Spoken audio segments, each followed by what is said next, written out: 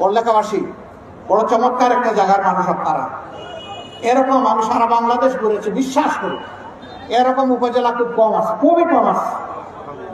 পাহাড়, টিলা, বাগান, সবুজে ঘেরা, আবার হাকালুকি হাওরের রূপালী সোনা সেইগুলো ভরা, মাটির নিচে সম্পদ, মাটির উপরে সম্পদ।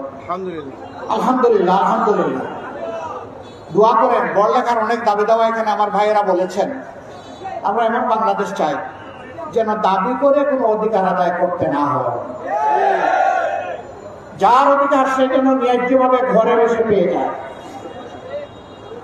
বড়লেখা একটা গ্লোরিফাইড, আলোকিত উপজেলা।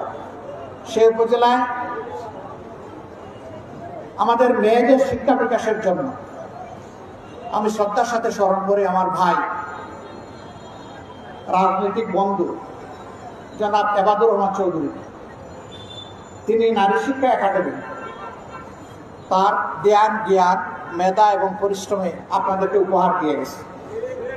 আল্লাহ তাআলা তাকে উত্তম জাযা দান করুন। এই একাডেমিটা যদি সরকারিকরণ করা হয়, মেয়েরা আরো উৎসাহিত হবে, আরো কোয়ালিটি মানসম্মত শিক্ষা এখানে নিশ্চিত হবে। এই দাবি অনিচ্ছ নয়। আমি সরকারের সুদৃষ্টি ব্যাপারে কামনা করছি।